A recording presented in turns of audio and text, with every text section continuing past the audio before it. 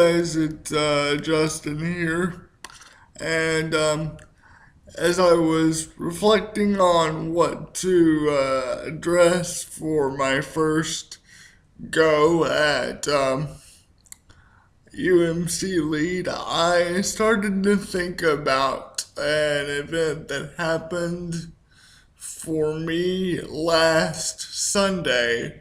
Lisa, my wife, who also blogs for this wonderful site. We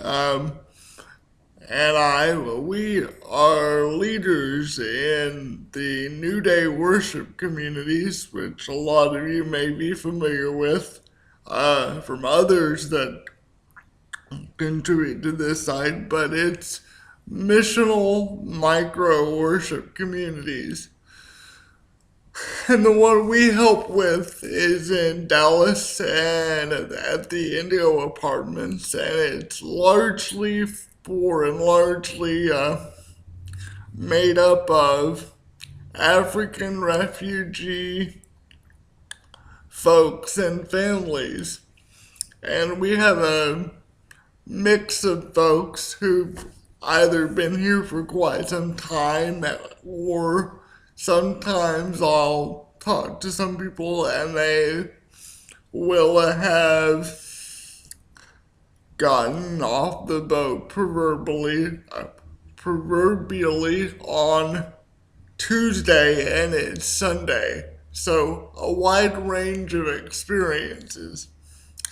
We have a man who has been in the United States for about 5 years and hadn't seen his family for anywhere between 5 and 7 years. His name is Sabu. Sabu is from the Congo. And we as a New Day community have been praying for Sabu for quite some time, and that he would be able to expedite the process of bringing his family over, and that finally happened last Wednesday night. And two things that are important to this story is that a contingent from New Day came with him to the airport to greet his family and to celebrate with him. And then last Sunday, we as a New Day community at large, actually both our communities in the Dallas area, came together and celebrated with Sabu and Sabu's family that they were all together, and we got to know them and got to celebrate with them.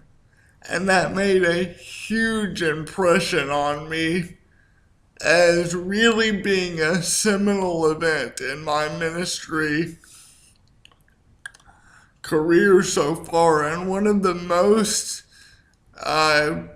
Methodist things I've ever done. And I started to reflect just why that was so important to me and what I think that has to say to the church at large, I suppose. And I think it's this. I grew up going to a very good Methodist church in Lubbock, Texas, and I grew up with very good people in Lubbock, Texas at that church, St. Luke's United Methodist. But very rarely in my time growing up in the UMC do I remember those sort of pivotal bonding incidents like I experienced on Sunday.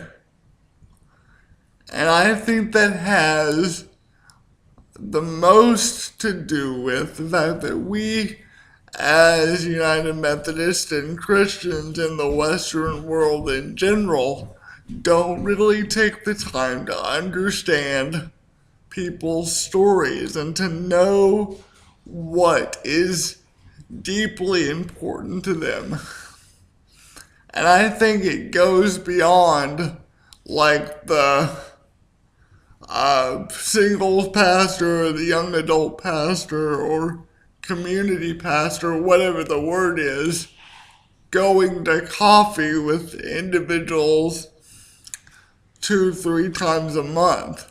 I'm talking about those deep heart stories that are really important and make up the DNA of who we are as human beings.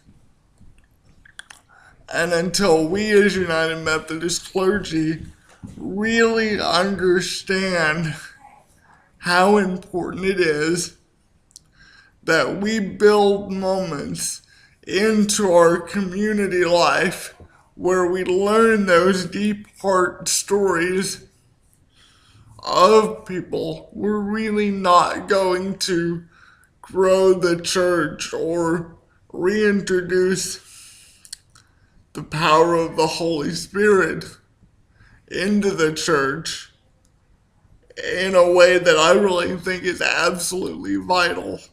And I'm not really referring to like pulling out a moment in the service or having a bulletin insert. I don't know how you do it on an individual church level. Part of that goes with knowing your context, but it's got to be a noticeable, discernible part of your culture that I know Steve's story and it's important to me, and that's what bonds us together.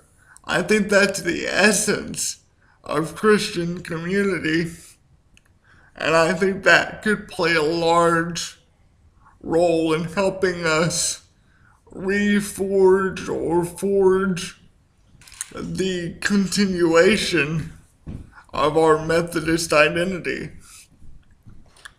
So those are my thoughts. Feel free to let me know what you think, and we'll keep talking. Peace, guys.